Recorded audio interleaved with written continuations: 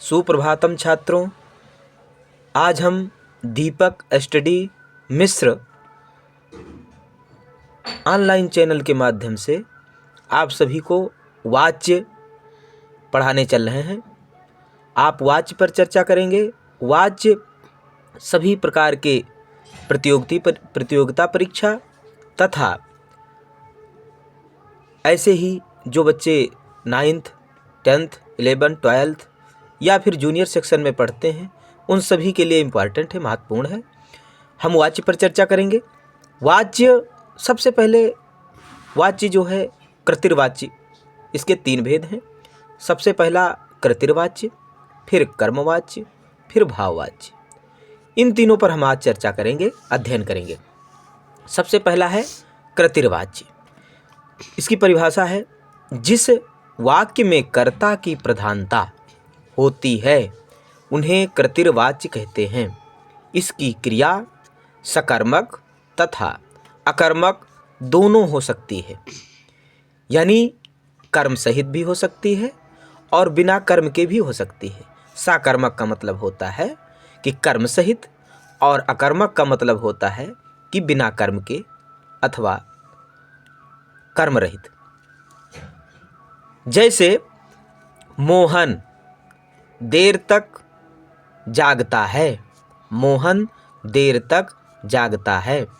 नेहा ने किताब पढ़ी होगी, वह यहाँ अगले साल आएगा। अब इसमें सबसे पहला तरीका ये है कि मोहन देर तक जागता है। मोहन के बाद कोई कारक चिन्ह नहीं है। अब जब कोई कारक चिन्ह ना हो तो आप ऐसे ही समझ जाइए कि ये कर्ता कारक कर्तृवाच्य है। और कर्तृवाच्य में या तो कोई भी कारक चिन्ह नहीं होता और या तो ने होता है। पहले वाक्य में जीरो, मोहन के बाद कुछ नहीं है, यानी देर तक जागता है। मोहन के बाद यहाँ पर कुछ नहीं दिख रहा है, अर्थात यहाँ पर शून्य है। शून्य का मतलब ये होता है कि यहाँ पर कोई कारक चिन्ह नहीं है। और दूसरे में नेहा ने, यहाँ पर ने कारक चिन्ह है। ने कारक चिन्ह है, इसका मतलब है कि ये कृतिर्वाच्य है। फिर वह यहाँ अगले साल आएगा। अब वह के बाद यहाँ भी कोई कारक चिन्ह नहीं है, यानी जीरो कारक चिन्ह है। इसका मतलब इन तीनों में यही हमारी सबसे बड़ी पहचान है कृतिर्वाच्य में कि हम या तो कोई भी कारक चिन्ह नहीं होगा और या तो ने होगा। बस हम ये समझ जाएंगे कि कृतिर्वाच्य है। ये सबसे शॉर्ट ट्रिक यहाँ देख लीजिए।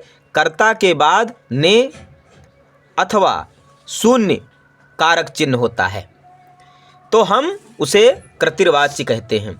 दूसरा है कर्मवाच्य, जिस वाक्य में कर्म प्रधान होता है तथा कर्ता गौण अथवा लोप होता है, यानी कर्म की प्रधानता हो और कर्ता गौण, गौण का मतलब होता है कि नाम मात्र का, यानी नाम मात्र का कर्ता होगा, उसका कोई मूल्य या कोई महत्व नहीं होगा। अथवा लोप होता है, लोप का मतलब गायब, या तो गायब होगा, वहाँ कर्मवाच्य होता है।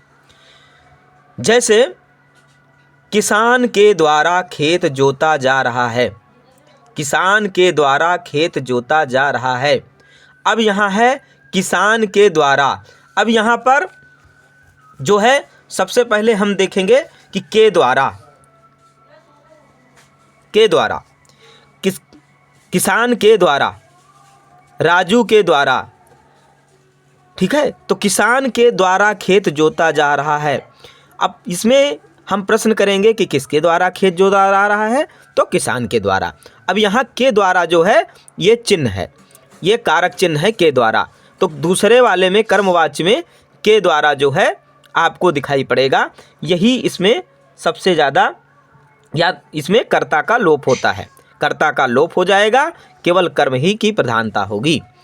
तो के द्वारा, तो अभी के द्वारा यहाँ दिख रहा है तो हम ये समझ जाएंगे कि कर्मवाच्य है। फिर राजू के द्वारा मूर्ति बनाई जा रही है, यहाँ भी के द्वारा कारक चिन्ह है। अब रोगी को दवा दे दी गई, रोगी को दवा दे दी गई। अब यहाँ कर्म कारक है, कर्मवाच्य है। यहाँ रोगी को दवा दे दी गई। अब यहाँ पर जो है कर्ता का लोप है और रोगी को दवा दे दी गई। किसको दवा दे दी गई? रोगी को। अगर हम प्रश्न करते हैं तो हमें उत्तर मिलता है कि रोगी को दवा दे दी गई। अब रोगी को दवा दे दी गई तब रोगी को, अब इसका मतलब ये हुआ कि ये कर्मवाच्य है। यहाँ पर कोई कर्ता नहीं है, कर्ता नहीं है, इसलिए कर्म ही है ना। दवा दे दी गई। सड़क बन रही है, सड़क बन रही है। अब सड़क को बनाने का काम कोई कर रहा है। इसी प्रकार रोगी को दवा देने का कार्य कोई कर रहा है, लेकिन रोगी को दवा देने का कार्य जब हुआ तो उसमें किसी के द्वारा रोगी को दवा दे दी गई, ना कि अपने आप उसको दी गई। यानी किसी के द्वारा दी गई, वो वहाँ पर, यहाँ पर कर्ता का लोप है। सड़क बन रही है। अब सड़क बन रही है, अपने आप तो बन नहीं रही है, तो किसी के द्वारा बनाई जा रही है। तो सड़क बन रही है तो किसी के द्वारा बनाई जा रही है, तो यहाँ पर भी कर्मवाच्य होगा। पतंग उड़ रही है। अब पतंग अपने आप तो उड़ेगी नहीं, कोई ना कोई माध्यम है जो पतंग उड़ाने का कार्य करेगा। तो पतंग उड़ रही है, इसका मतलब कि पतंग किसी के द्वारा उड़ाई जा रही है। अब इस तरह से अगर दिखाई पड़े तो आप समझ जाइए कि कर्मवाच्य है यहाँ पर। अब इसके शॉर्ट टिक देख लीजिए। कर्ता, कर्ता दिखे, कर्ता प्लस के द्वारा, कर्ता के द्वारा या तो कर्ता का लोप, यानी कर्ता हो भी सकता है, नहीं भी हो सकता है। के द्वारा मिलेगा, कर्ता हो भी सकता है, नहीं भी हो सकता है। के द्वारा आपको चिन्ह मिलेगा और फिर या तो कर्ता का लोप मिलेगा। ये इसका कर्मवाच्य की पहचान है। फिर अगला आता है भाववाच्य। जिस वाक्य में कर्ता या कर्म प्रधान ना होकर, अब यहाँ ना तो कर्ता प्रधान है और ना ही कर्म प्रधान है, यानी ना कर्ता ही प्रधान है ना कर्म प्रधान है। अब भाववाच्य है जो है, इसमें कर्ता या कर्म की प्रधानता ना होकर क्रिया प्रधान हो। क्या प्रधान हो? क्रिया प्रधान हो, उसे भाववाच्य कहते हैं। अब यहाँ पर क्रिया प्रधान है।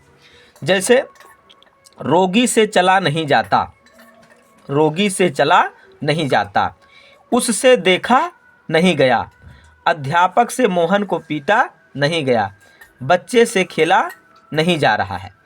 अब यहाँ पर ज़्यादातर आपको यहाँ पर निगेटिव सेंटेंस मिलेंगे, यानी नकारात्मक वाक्य जो है मिलेंगे। अब यहाँ देखिए नहीं लगा है, यहाँ नहीं लगा है, यहाँ भी नहीं लगा है और यहाँ भी नहीं लगा है। इस भाववाच्य में अधिकतर नकारात्मक वाक्य होते हैं, यानी निगेटिव सेंटेंस होते हैं। तो हमें इस बात का सबसे ज़्यादा ध्यान रखना चाहिए। और इसमें जो है भाववाच्य में से आपको मिलेगा। रोगी से चला नहीं जाता, उससे, अब यहाँ पर से है, उससे देखा नहीं गया, अध्यापक से मोहन को पीटा नहीं गया, बच्चे से खेला नहीं जा रहा है। आपको निगेटिव सेंटेंस मिले, यानी नकारात्मक वाक्य मिले, और से मिले, तो आप समझ लीजिए कि आपका भाववाच्य है। धन्यवाद।